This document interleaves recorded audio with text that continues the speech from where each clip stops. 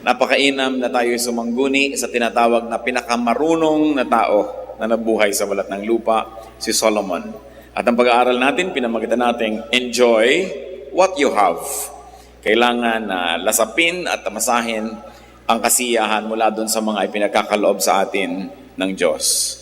Ama namin sa langit, salamat sapagkat kayo Diyos na kumikilala sa aming mga kakulangan. Palakasin niyo ang aming mga kahinaan at gawin niyong karunungan ang aming mga kamangmangan. Teach us, speak to us, O God. Walk in our midst. Touch our lives, touch our hearts. Be our strength, be our guide. At nawa, Panginoon, sa aming pagtitipon ay pagkalooban niyo kami ng inyong pagtatanggol mula sa gawa ng mga masasamang tao at masasamang espiritu. Ganon din, Panginoon, may you protect our loved ones who are not with us right now.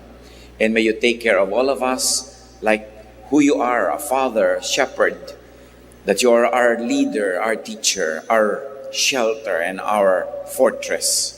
Nawa, Panginoon, sa aming pag-aaral, bigyan niyo kami ng insights.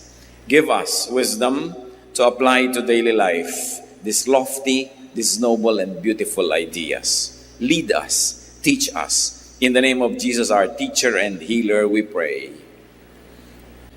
Enjoy what you have. Ecclesiastes 6, verses 1 to 6. I have seen another evil under the sun, and it weighs heavily on men. God gives a man wealth, possessions, and honor, so that he lacks nothing his heart desires.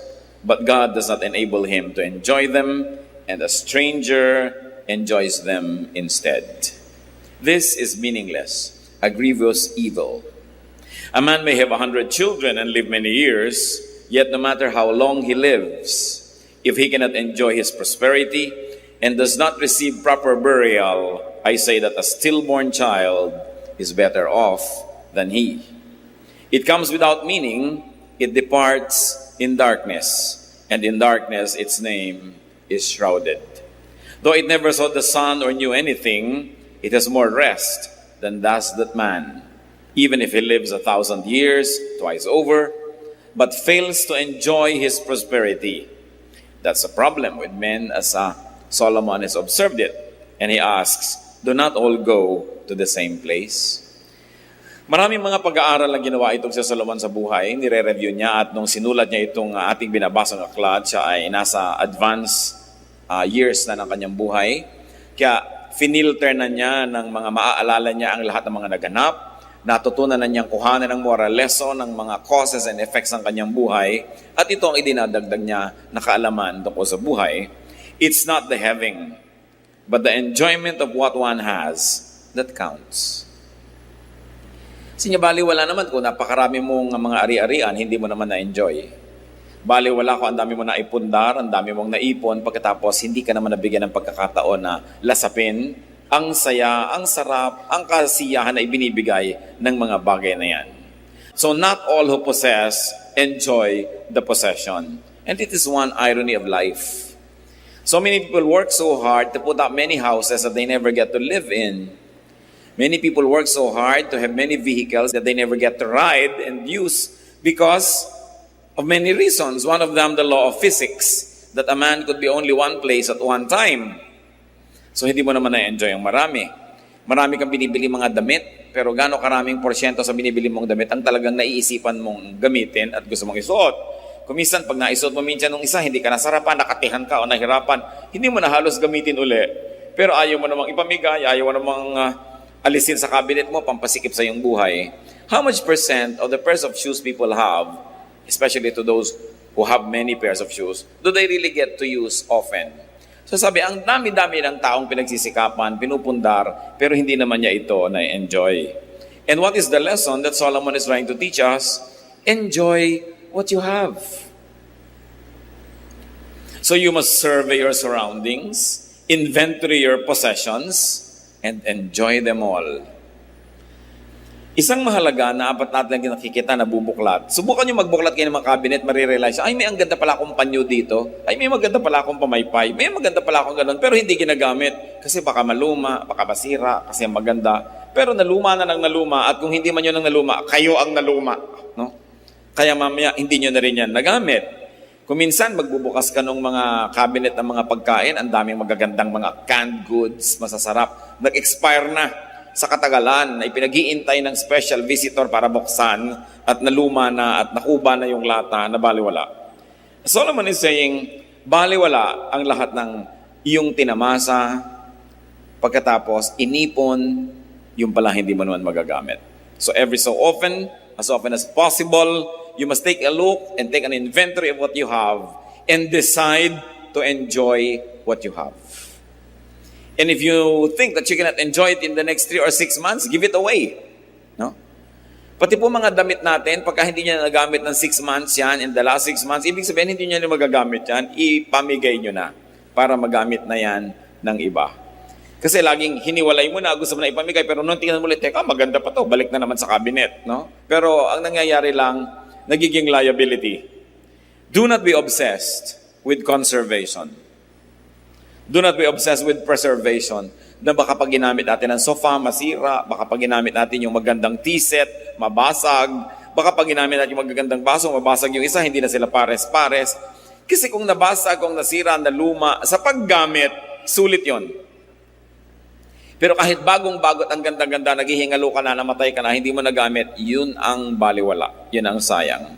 And many people don't want to use precious and beautiful things for fear of losing them. Alam niyo yung kasabihan, something's lost and something's gained in living every day. So kung meron kayo isang magandang bagay at ginamit nyo at saka gagamit nyo, nawala tuloy, ganun talaga buhay. Talagang may nawawala, may dumadating, may umaalis. Pero hindi nga nawawala dahil naka-estante, naka-cabinet, naka-lock. It's as good as wala. Kasi hindi natin nagamit. Ang daming mga tao, ang dami nilang Bibles. Pagkaraw naming Bible, pero isa lang naman ang ginagamit nila, you give it away so that people will have good use for your Bibles. Except if you're a scholar and you're always wanting to refer to different versions, but give them away. Ang dami nating gamit, kahit tayo tinatawag na mahirap o hindi tayo mayaman, ang dami pa rin nakatago. Ang gagandang mga panyo, mga bordado, hindi na nagagamit kahit kailan. Yung pala hahawakan niya pagka siya'y nakaburol, ay, ang ganda ng panyo ng patay. So, gamitin. Do not be obsessed with fear of breaking things. Ganun talaga, things get broken. Parang natatakot ka palang mabalian, so hindi ka na nag-sports. Natatakot ka palang malunod, so hindi ka na lumangoy o nag-swimming. Natatakot kang bumangga yung sasakyan, so hindi ka na umaalis ng bahay.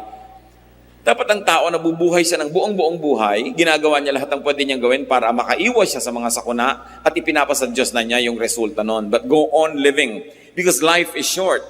As we have been told that life is 70 years. And if one was very healthy, probably 80. Pero hanggang doon pa rin yun, maiksi yun, kaya hindi dapat sinasayang ang mga sandali. Karamihan, itinuturo sa mga pulpit na tulad nito, sa mga religious gathering, na lagi na lang magtiis ka, magtipid ka, pero hindi yon ang nakikita natin talaga itinuturo sa Biblia, lalo ni Solomon. Because God likes us to have a full life. Life is a gift from God. It is not a problem to be solved. It is a gift to be enjoyed. And a very high level of spirituality is to find the maximum enjoyment in life that God has pre-designed and God has preordained for His people to enjoy. Hindi naman tayo nilikha ng Diyos para parusahan o torturen. Nilikha niya tayo para lasapin natin ang kanyang kabutihan at ang lahat ng kagandahan ng kanyang loob. Of course, things will wear out, things will depreciate, things will fade and tarnish, even disintegrate. But if that happens, while you are deriving enjoyment and satisfaction from those things, then they would have served their purpose. Basta gamit, ang gamit, sulit. Pero kung hindi nagagamit, baliwala. Bibili ng pagkaganda-gandang sofa, tatakpan ng plastic. At nakaupo sila lahat sa mga bangko. Nakaupo sa tabo, sa lata, sa lalagyan ng floor wax. No? Dahil ayaw gamitin ang sofa. Meron ang ganda-gandang kusina, tapos nandun sa dirty kitchen gumagawa. Ano, sasambahin mo, sabi, good morning kusina, ayaw kitang galawin. No? Gagawa ng mga magagandang mga ilaw, tapos ayaw pasindihan. Bakit pa? No? So, kailangan ang tao nagpapasalamat sa Diyos. At isang paraan ng pagpapasalamat is to enjoy what God gives us. Parang kayo, pag nagregalo kayo sa isang tao, ang gusto niyong makita, ginagamit niya yon. Hindi itinatago lang niya sa estante. Ako mayroong isang tao na tuwing Pasko nireregaluhan ko noon, ngayon tinigilan ko na kasi hindi ko nakikita ang ginagamit. Nakalak lahat sa cabinet. Sayang lang. Baliwala. Sumusulit lang yan pag ginagamit. At kung nasira, nawala, habang iniingatan mo naman ang nangyari yon, edi get on with life. But ang mahalaga na enjoy mo yan. Ecclesiastes 6, 7 to 9. All man's efforts are for his mouth, yet his appetite is never satisfied. What advantage is a wise man over a fool? What does a poor man gain by knowing how to conduct himself before others? Better what the eye sees than the roving of the appetite. This too is meaningless, a chasing after the wind.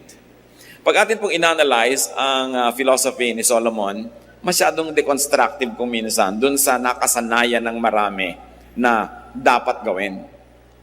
Kasi sabi niya, ano bang napapala nung mahirap na sobrang magpagod para mag-aral ng mga bagay na ikasisiyan ng mga mayayaman? No? Ay wala naman. Mamamatay ka rin. Mamamatay siya, mamamatay ka rin. Sabi, ano ba ang mapapala nung marunong kaysa doon sa mangmang? Pareho rin niyang mamamatay at pareho rin maaagdasyan. Now, let us not take these things very, very literally. Hindi niya sinasabing baliwala na mag-aral ka ng manners o i-refine mo yung mga paraan ng pamumuhay.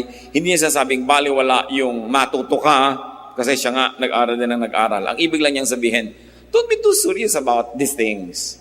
Natuto ka, gamitin mo. Hindi ka natututo, don't despair. May buhay ka pa rin at tuloy pa rin ang iyong buhay at kapareho ka lang ng mga marurunong, pareho lang kayong buhay at pareho rin kayong mamamatay.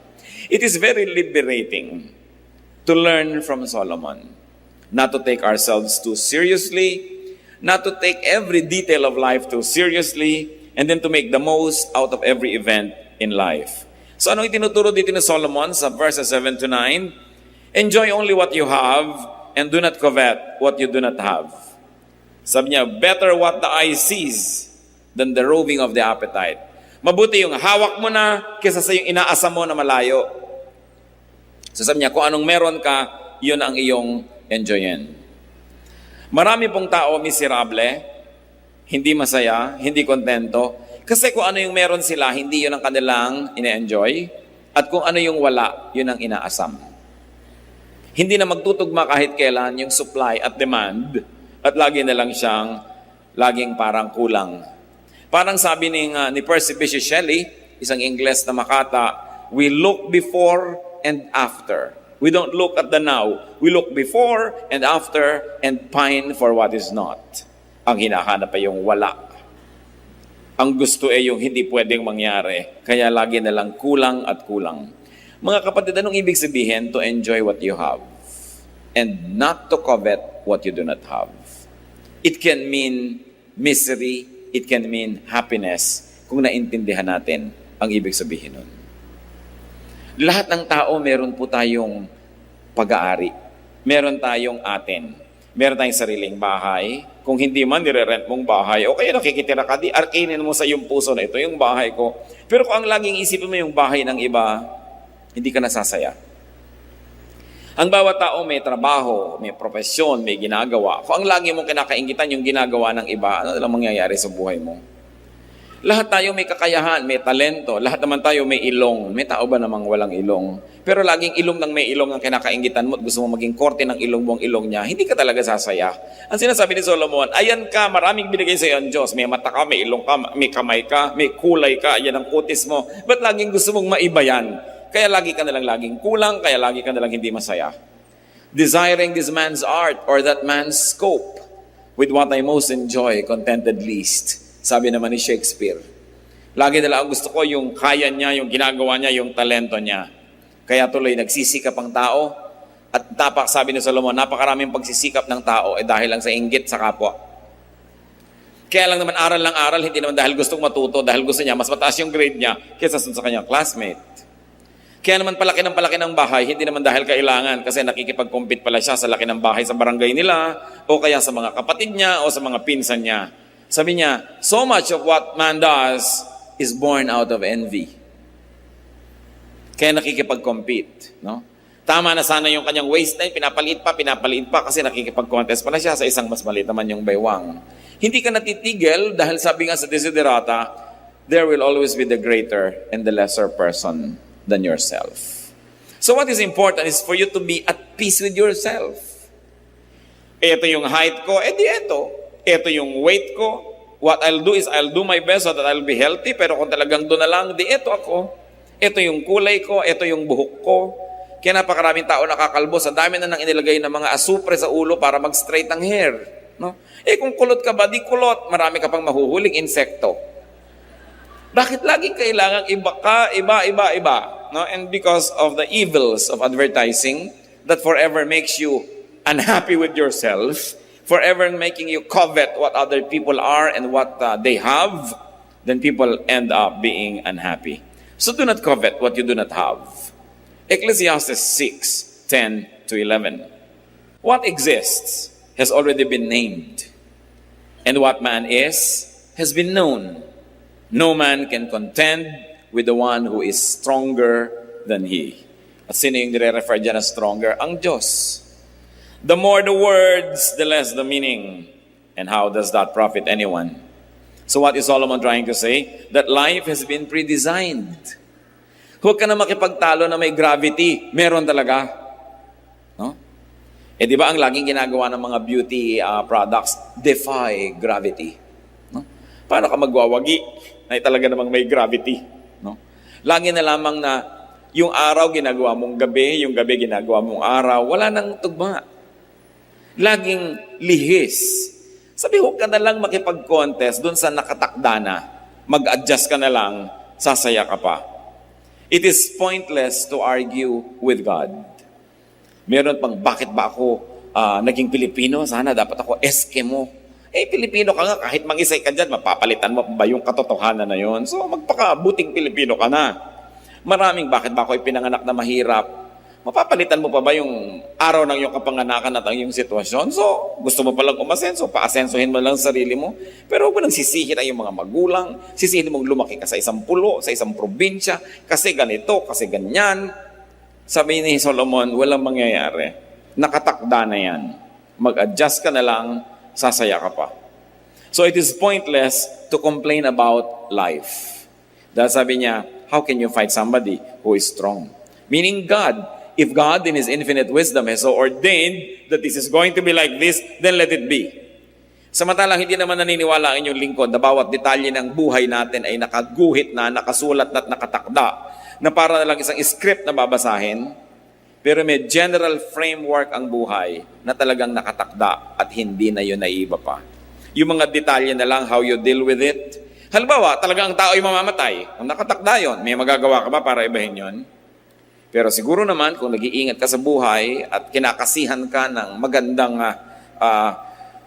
panahon, mapapahaba-haba mo ang iyong buhay kaysa sa iba na hindi maingat. Pero kahit mapahaba mo pa ng plus 20 years yan, mamamatay ka pa rin.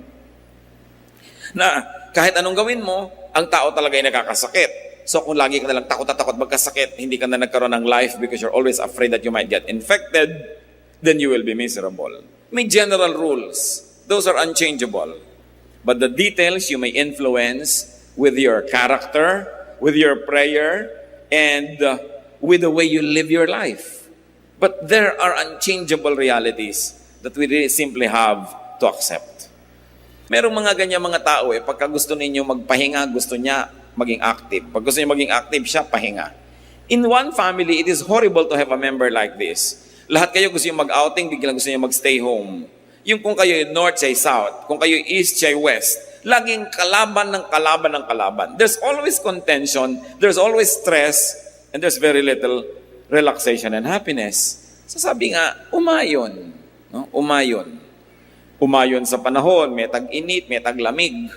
Mga Pilipino lang ang init. Para naman bago ng bago, dito ka na nga lumaki, dito ka na tumanda, naninibago ka ba na mainit pag tagaraw?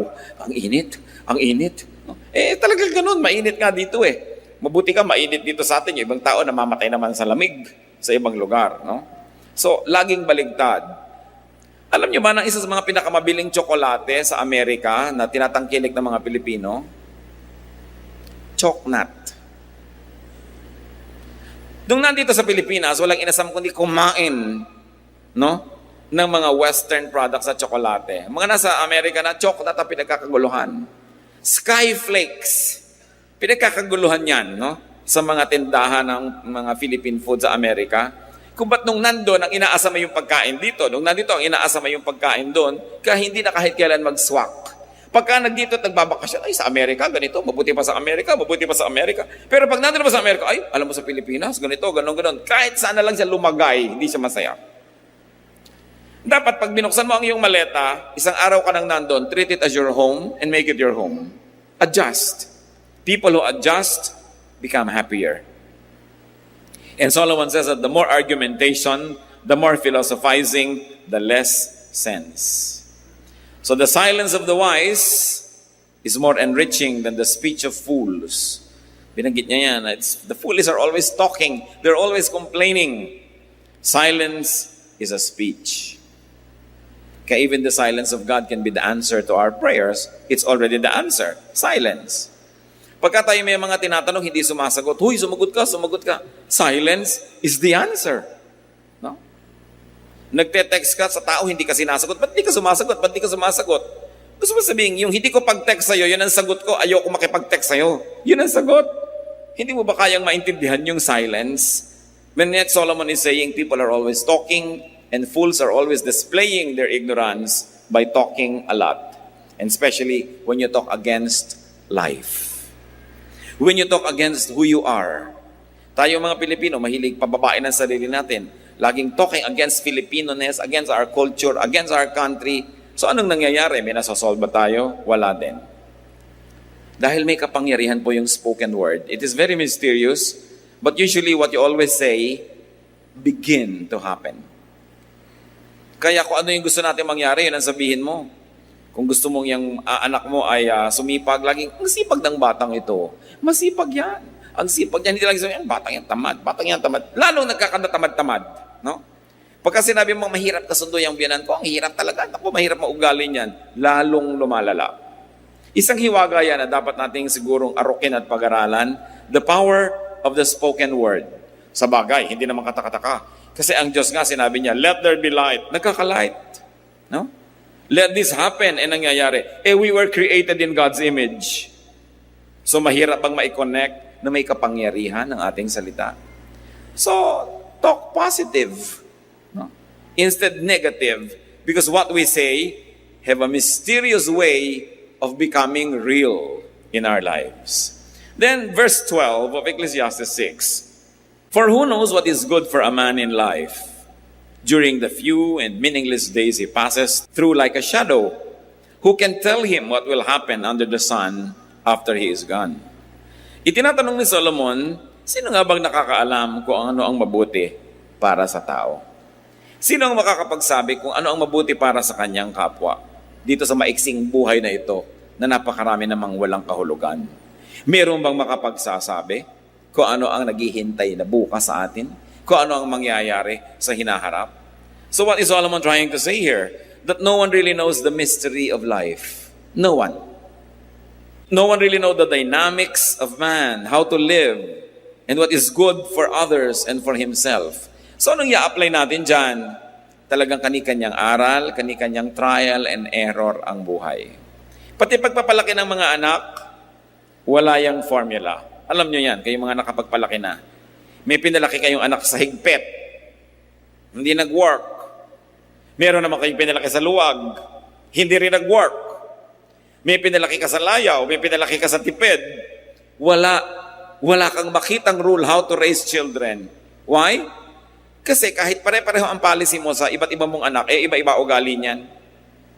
O kaya iba-ibahin mo naman yung policy mo, iba-iba pa rin yung ugali nila, hindi mo na mahanap. Kaya meron, huy, bakit ang luwag-luwag mo? Nasubukan ko na yung mga panganay ko, ang higpit ko, ayan ang mga nangyari. Hindi rin nag-click. Sinasabi ni Solomon, walang nakakaalam niyan. At ano ang application sa ating buhay, mga kapatid? Huwag kayo masyadong umasa sa mga expert na akala mo alam nila ang gagawin nila sa buhay. At huwag din tayong laging tinuturuan natin ng kapwa kung anong gagawin. Malay mo talaga kung anong dapat gawin. Alam mo ba talaga? So binibigyan natin ang sarili natin at ang ating kapwa ng kalayaan na pag-aralan ang buhay at gumawa ng mga experiment din sa buhay. Don't play it too safe. Because to play it too safe, when nothing happens in your life, that's when you don't have a life. And what does it mean? That we must allow ourselves to to commit mistakes. And that we must allow people around us to commit mistakes. Because nobody really knows what to do. Hindi talaga natin alam ang buhay. Kaya sinasabi ni Solomon, just relax and enjoy life. Don't be too serious. Gusto mo lagi kang maging top, maging honor, hindi ka na lagi mag-enjoy niyan. O may mga grading period, may mga time na hindi ka honor, di wag. Ngayon, kung kaya mong lagi maging honor without stealing happiness from your own self and without making other people miserable, then it's all right. You don't always have to be number one. And brothers and sisters, if you can, whenever you can, be wise. Don't be number one. Yan ang isa sa mga pinakamahihirap na mga pasanin sa buhay, that you are number one. Una, mahirap maging number one. Pangalawa, ang hirap i-maintain ang pagiging number one. Wala ka nang gagawin kundi i-maintain yan. Look at many students, na mga honor students, they are robbed of their childhood. Lagi na lang isinusubsub ng nanay sa pag-aaral, mag-aral. Hindi na naging bata kahit kailan. Hindi na nakapag-enjoy na maging bata. Kasi may obsession. Kung obsession ng magulang, yung anak niya laging malinis, hindi na nag-enjoy ang bata. Parang manika na nasa eskaparate. You know, a child must be clean enough to be healthy, but dirty enough to be happy. No? Parang bahay din. A house must be clean enough to be healthy, but dirty enough to be happy. Kasi kung minsan parang ospital na yung bahay mo, ang higpit pala nung misis na nakatira doon, no? Pati yung asawa, pagka humiga sa kama, nalukot. Tumayo ka, nalukot. Ayusin muna natin. You know, nilalayasan ng asawa yung mga ganon. There must be a little carelessness, a little, relaxation for life to be nice. Merong mga tao, nakahiga na lang at lahat, may makikita pang kaprasong palito sa sahig, babangon pa para linisin. Sobrang obsessed. Pero, you don't only make yourself a slave, but you make everybody else around you miserable, especially when they do not share your enthusiasm, and they are compelled to dance to your music. Kaya dapat din natin ginagawang goal, yung madali tayong makasama, yung masarap tayong kasama. No? Hindi yung napakahirap kang kasama, lahat para nakatungtong sa dulo ng sibat, kailangan mag-balance ka, lahat ng gagawin mo, den numero. So, hirap na hirap ang iyong kasama. Let others enjoy their lives. Why? Because Solomon said, nobody knows how to live life. So don't pretend that you know, and don't pretend that you can impose on others how to live. Hindi ko mo ikaw ang kumikita, hindi ko mo ikaw nagpapakain sa yung mga tinatangkilik, yung style mo na lagi ang masusunod, yung haba ng patilyang gusto mo ang patilya ng lahat ng pakain mo sa buhay, yung paraan mo ng pagkain, yung timpla ng iyong suka ang gusto mong masunod ng lahat dahil ikaw yung may pera. Giving people around us the freedom that God has really intended for every human being is one of the greatest gifts that we can give to people. Napakarami pong buhay, mga kapatid, hindi talaga naipamuhay ng may-ari kasi nakasunod lang sa anino ng iba. Lalong-lalo kung meron tayong tatay o nanay o lolo o tita na very domineering, and they also happen to be economically powerful, many lives are never lived. They just become footnotes of the life of the people who control them. And because we really don't know, nobody's really sure what works and what doesn't, we must permit the other person, those who are near us, to live life in the way they think they should live it. We should not even impose our morality, even our religious beliefs on others, because even a religious belief is very personal. Ayaw mong kumain ng ganito, huwag mong ipilit sa iba. Ayaw mo ng ganitong gawin dahil sa iyong morality, huwag mong ipilit yan sa iba. Kasi tayo, isa-isa, kanya-kanyang haharap sa Diyos. Kanya-kanya tayong mananagot. Ecclesiastes 6:12, for who knows what is good for a man in life? Talagang napakaraming susubukan mo para mo malaman. No one really knows what is good for a man in life. Tanong, lahat ba ng mga financial advisor mayaman? Diba ang dami ngayon, may bagong profession ngayon sa bangko, yung wealth manager. Ang itatanong muna, teka muna, iha, wealthy ka ba? Hindi po, empleyado po ako dito. Anong malay mo na mag-manage ng wealth ko? Wala ka naman palang wealth. No? At hindi mo naman pala nagawang wealthy ang iyong sarili. Mga counselor, no, kaya kung counselor, itong tama. Teka, tahimik ba ang buhay mo? Payapa ba kayo mag-asawa? No, tahimik ba ang iyong pamilya? Tapos counsel ka ng counsel dyan. So, do all counselors enjoy a peaceful life? Are all doctors healthy? Are all caregivers strong? Are all preachers godly? Can fortune tellers tell their own fortunes? Bakit marami manghuhula na mamatay, hindi nila nahulaan na mamamatay sila? No? Can all fortune tellers foretell their own future? Are parents and elders always right? You know that the answer to all this is no. So who are we to impose on others? Ang Diyos ang lumikha sa bawat isa sa atin. Meron tayong mga hiram na mga roles. May authority ka over your children, over, or your students, kung teacher ka. Pero hiram na role lang yon kasi ang tunay lang na authority, Diyos. At ang Diyos, God sets people free. God allows people to know even through elimination and through committing an error. So they say, it was wrong, then I know I'm better now.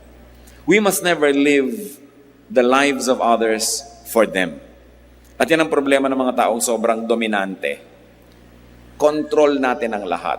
Let go. Because they don't enjoy and neither do you. Since no one really knows and understands life, we should be cautious in giving advice, in imposing our beliefs on others. Ecclesiastes 6:8, what advantage has a wise man over a fool? What does a poor man gain by knowing how to conduct himself before others? The obvious answer is wala. Wala naman.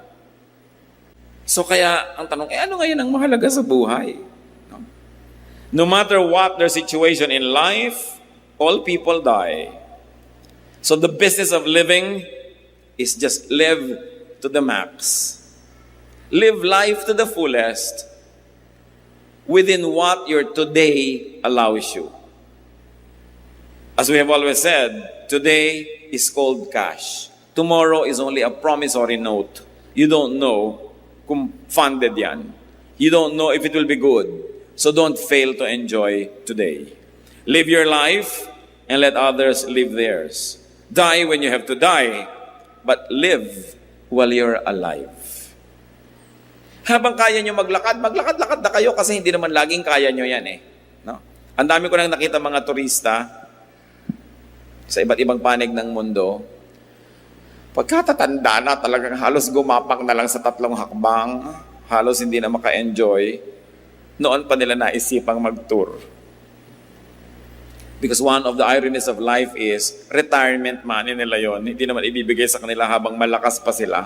So you see, yung mga biro ng buhay, kung kailan ka nabigyan ng pera, yung hindi ka makakagalaw, so dapat minamaximize natin habang tayo may lakas. Habang tayo may kabataan na lalalabi sa ating katawan, i-maximize nyo na yung pwedeng gawin.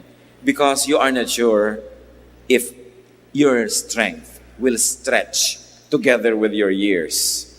Kaya sayang yung, hindi ko pa ito nagawa noon, hindi ko pa nagawa. That's why we counsel young people not to marry very early. Kasi pag nag-asawa ka, lalo nagkaanak ka na, ang dami mo nang hindi magawa eh. No? Na dapat sana, do sa edad mo na yon nagagawa mo pa. Kaya nasisira kung napakaaga kung minsan ang nagiging mga pag-aasawa, lalo't wala namang maraming pera. Live while you are alive.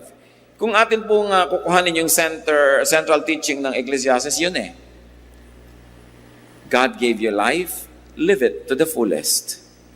Don't let others live it for you, and don't live their lives for them. So what do you have that you do not enjoy? Dapat siguro balikan natin yun. Ecclesiastes 6:9, better what the eye sees than the roving of the appetite. Mas mabuti pa yung nasa sayo kahit konti kaysa yung malaki pero hindi naman sayo at inaasam mo lang. Ang ibig sabihin nitong si Solomon. Mag-review tayo mga kapatid. Anong meron kayo na hindi nyo na-enjoy? Maaaring mga material possessions, maaaring talent or skill, maaaring friendship, and social skill, kasi hindi pwedeng